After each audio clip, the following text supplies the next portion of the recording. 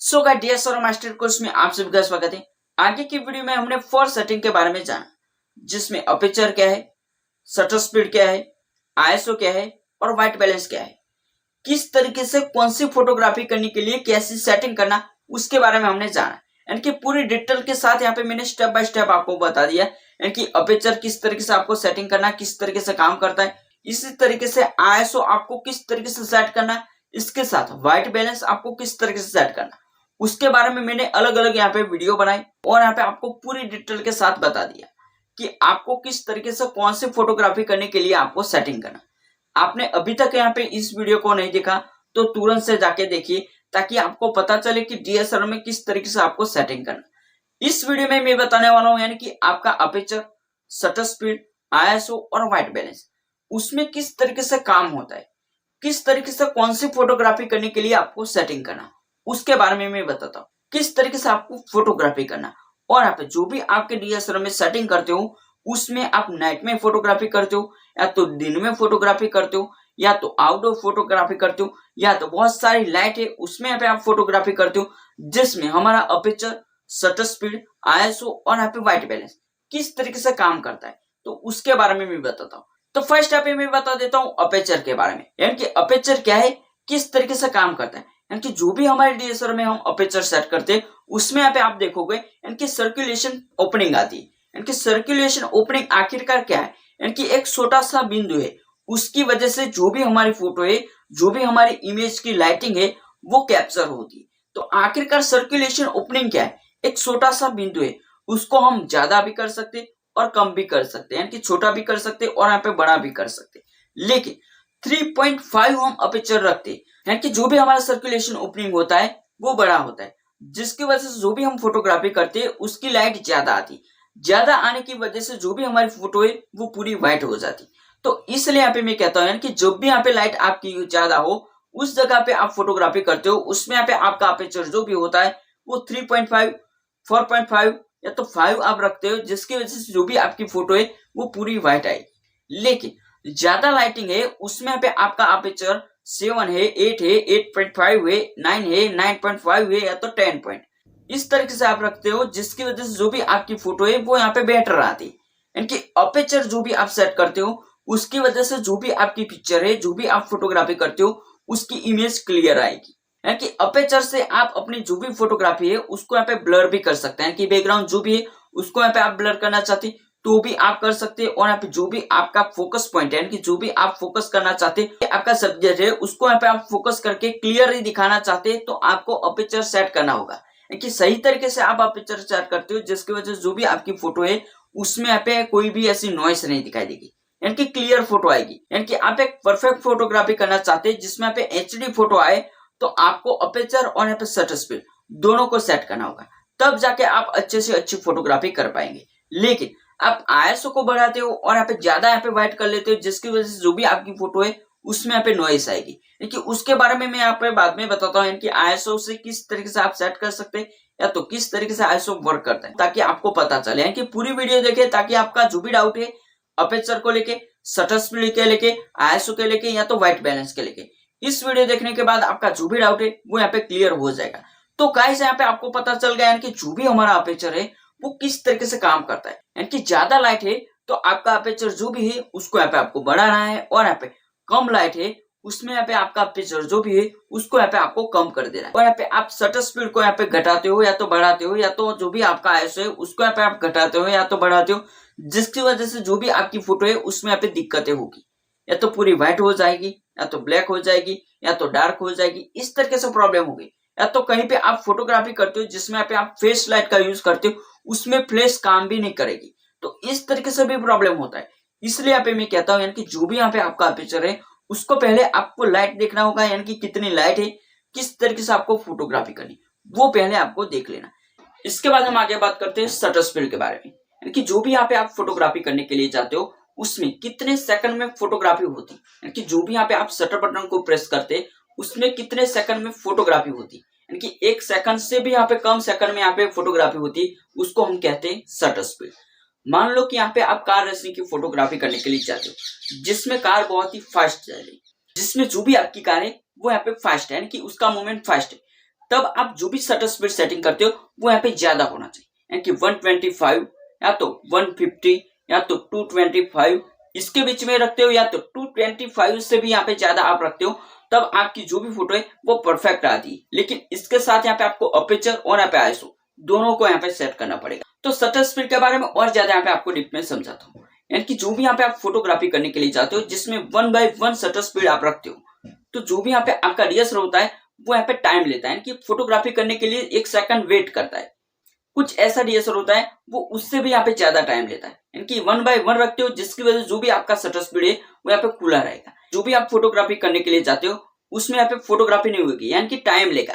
तो इसी तरीके से यहाँ पे आपका शटर स्पीड जो भी है वो 1/80 रखते हो, तो जो भी यहाँ पे आप फोटोग्राफी करते हो, लेकिन जो भी आपका सब्जेक्ट होता है उसका यहाँ पे मूवमेंट फास्ट है, तब यहाँ पे अच्छे से फोटोग्राफी नहीं आएगी। यानी कि ज्यादा यहाँ पे मूवमेंट होता है, यानी कि फास्ट मूवमेंट होता है, तब यहाँ पे आपका शटर स्पीड जो भी है उसको यहाँ पे आपको बढ़ा देना। और यहाँ पे मूवमेंट नहीं, यानी कि जो भी यहाँ पे आपका सब्जेक्ट हो वो यहाँ पे स्थिर है, तब आप फोटोग्राफी करते हो, तब यहाँ पे आपका शटर स्पीड जो भी सेटिंग है उसको यहाँ पे आप 1/80 रख सकते हो, 1/125 भी रख सकते हो, 1/115 भी रख सकते हो। इस तरीके से यहाँ पे आप फोटोग्राफी करते हो, तब यहाँ पे आपकी फोटो जो भी है वो यहाँ पे क्लियर आएगी। तो गाइस यहाँ पे मैं डायरेक्टली आपको समझा देता हूँ कि जो भी यहाँ पे आप फोटोग्राफी करने के लिए जाते हो, आपका सब्जेक्ट का मूवमेंट जो भी है वो फास्ट है, तब आपका शटर स्पीड बढ़ा देना है। और यहाँ पे आपका जो भी यहाँ पे सब्जेक्ट होता है उसकी मूवमेंट नहीं है, तब यहाँ पे आपका शटर स्पीड जो भी है उसको यहाँ पे आप कम करना चाहते हैं तो भी यहाँ पे आप कर सकते हैं। लेकिन इसके साथ में यहाँ पे आपको अपर्चर, आईएसओ और यहाँ पे शटर स्पीड और यहाँ पे व्हाइट बैलेंस, वो चारों यहाँ पे आपको सेटिंग करना पड़ेगा। इसके बाद यहाँ पे आप अच्छे से अच्छी फोटोग्राफी कर पाएंगे। इसमें यहाँ पे आप जब तक यहाँ पे प्रैक्टिस नहीं करते तब तक आपको शटर स्पीड के बारे में नहीं पता चलेगा, यानी कि आपका सब्जेक्ट जो भी है उसकी मूवमेंट किस तरीके से, उसको यहाँ पे आपको ध्यान में रख के यहाँ पे आपका शटर स्पीड सेटिंग करना है। तो गाइस यहाँ पे आपको पता चल गया है कि जो भी यहाँ पे आपका शटर स्पीड है उसका काम किस तरीके से होता है, और यहाँ पे आपको शटर स्पीड किस तरीके से सेटिंग करना है, यानी कि सब्जेक्ट के मूवमेंट के आधार पर यहाँ पे आपका शटर स्पीड सेटिंग होता है। इसके बाद हम आगे बढ़ते हैं आईएसओ के बारे में। तो गाइस यहाँ पे आप जो भी फोटोग्राफी करने के लिए जाते हो लेकिन लाइट बहुत ही कम है, तब यहाँ पे आपने अपर्चर भी सेट कर लिया और यहाँ पे शटर स्पीड भी सेट कर लिया, लेकिन सही तरीके से फोटोग्राफी नहीं हो पाती, या तो ब्लैक आती है या तो डार्क आती है। तो इस तरीके से फोटोग्राफी आती है, यानी कि जो भी आपका आईएसओ है उसमें यहाँ पे आपने 200 कर दिया,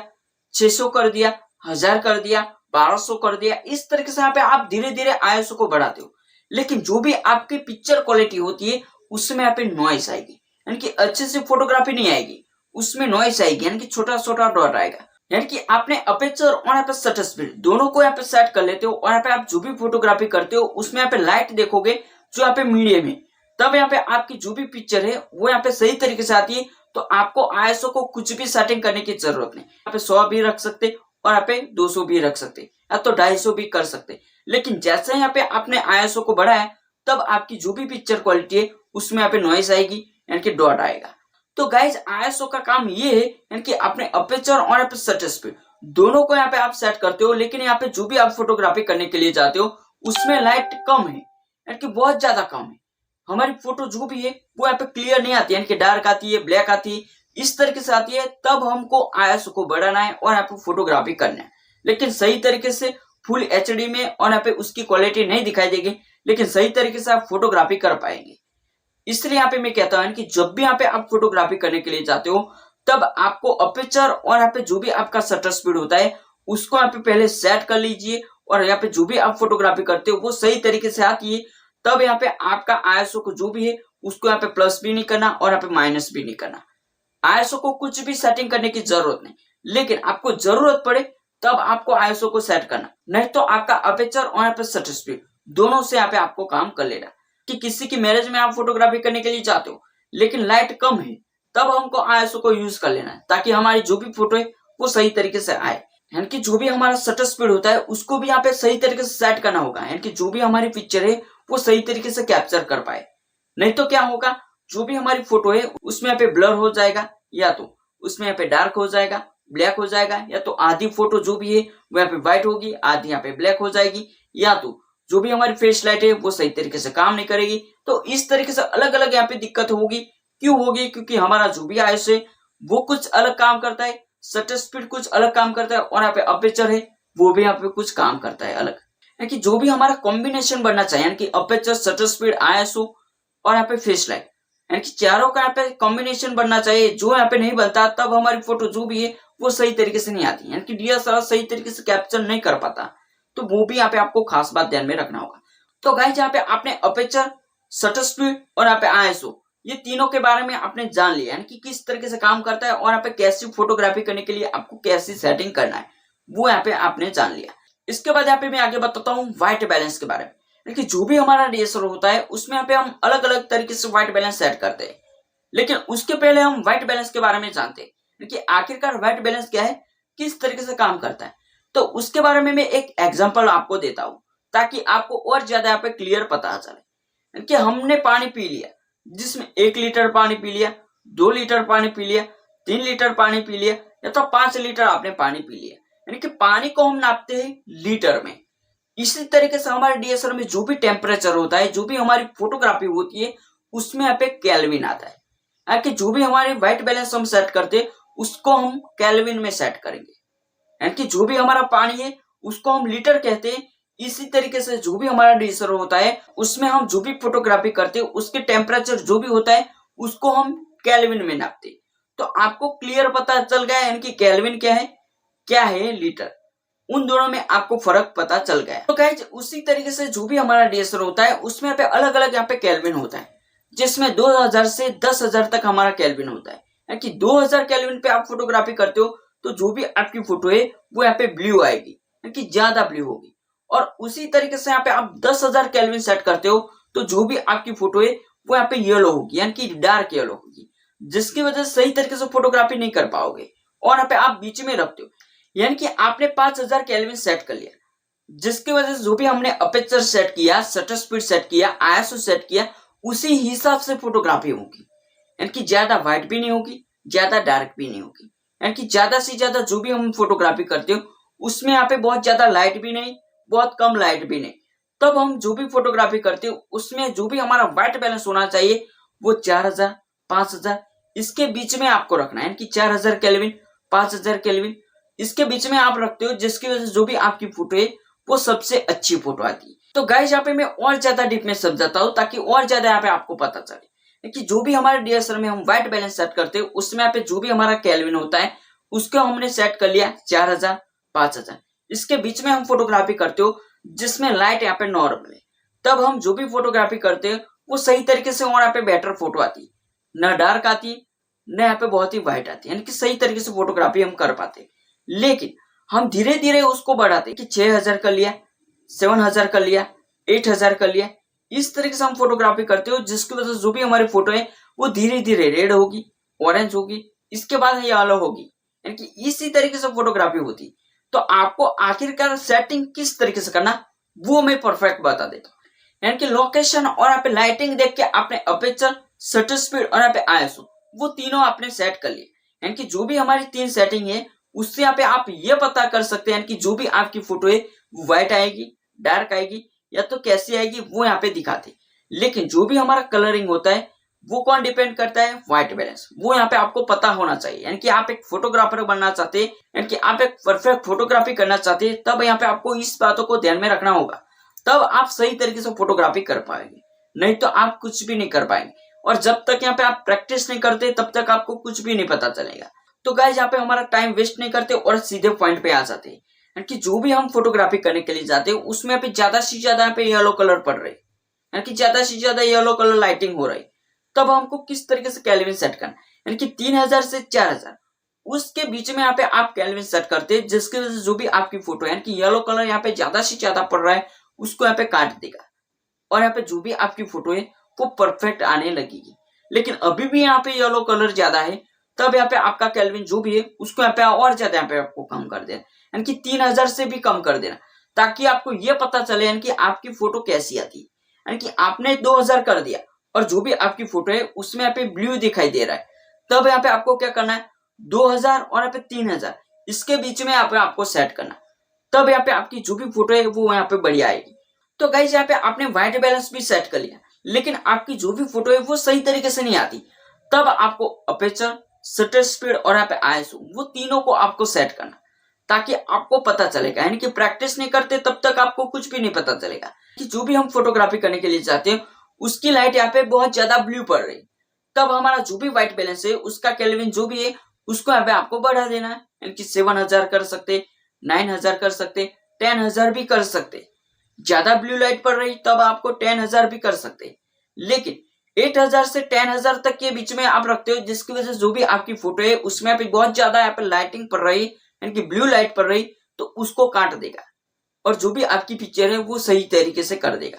तो आपको वो खास बात ध्यान में रखना होगा, यानी कि जब तक यहाँ पे आप व्हाइट बैलेंस को सेट नहीं करते तब तक आपको कुछ भी नहीं पता चलेगा, लेकिन उसके साथ यहाँ पे आपको अपर्चर, शटर स्पीड और यहाँ पे आईएसओ, वो तीनों को आपको सेट करना होगा, तब यहाँ पे आपकी अच्छी से अच्छी फोटोग्राफी आएगी। इसके बाद यहाँ पे मैं बहुत ही जरूरी पॉइंट बता देता हूँ, यानी कि आपने अपर्चर भी सेट कर लिया, आईएसओ भी सेट कर लिया, शटर स्पीड भी सेट कर लिया और यहाँ पे व्हाइट बैलेंस भी सेट कर लिया, लेकिन जो भी आप फोटोग्राफी करते हो उसमें कोई भी फर्क नजर नहीं आता, यानी कि व्हाइट तो व्हाइट आती है, ब्लैक तो ब्लैक आती है, डार्क तो डार्क आती है, ब्लू तो ब्लू आती रहती है, येलो तो येलो फोटोग्राफी आती है, यानी कि सही तरीके से आपका डीएसएलआर वर्क नहीं करता। तो आपके डीएसएलआर में प्रॉब्लम है, या तो आप फोटोग्राफी सेटिंग करते हो उसमें दिक्कत है, या तो क्या दिक्कत है वो यहाँ पे मैं बताता हूँ। तो आपके डीएसएलआर में जो भी कलरिंग बैलेंसिंग होता है वो यहाँ पे खराब हो चुका है, तो उसको आपको चेंज कराना होगा, तब आपकी जो भी फोटोग्राफी वो सही तरीके से आएगी। और डीएसएलआर में 10,000, 15,000, 25,000, 30,000 इस तरीके से फोटोग्राफी हो जाए, इसके बाद जो भी आपका डीएसएलआर होता है उसको यहाँ पे आपको सर्विस करा लेना है, यानी कि तब जाके आपका जो भी डीएसएलआर है वो सही तरीके से और यहाँ पे अच्छे से फोटोग्राफी खींचेगा। लेकिन आपने 15,000 फोटोग्राफी कर दी, लेकिन जो भी यहाँ पे आपका कलरिंग बैलेंसिंग है वो सर्विस नहीं होगा,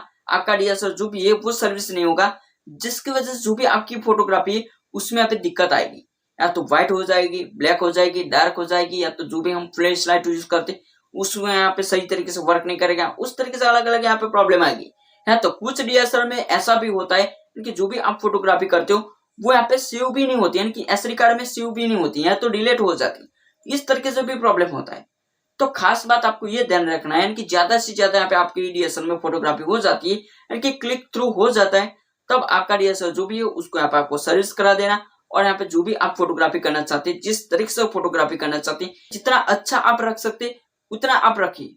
ताकि जो भी उसकी परफॉर्मेंस है वो सही तरीके से आपको दे पाए। सो गाइस यहाँ पे आपको अपर्चर के बारे में, शटर स्पीड के बारे में, आईएसओ के बारे में, या तो व्हाइट बैलेंस के बारे में, या तो जो भी हमारा डीएसएलआर होता है उसके बारे में, फ्लैश लाइट के बारे में कोई भी ऐसा डाउट है, या तो मेरे कोर्स में जो भी यहाँ पे मैं वीडियो अपलोड करता हूँ उसके बारे में कोई भी ऐसा डाउट है, तो मेरे को कमेंट बॉक्स में कमेंट लिख सकते हैं ताकि मैं आपकी मदद कर सकूं। सो गाइस इस कोर्स में मैं बेसिक से लेकर एडवांस तक यहाँ पे आपको सिखाने वाला हूँ कि डीएसएलआर क्या है,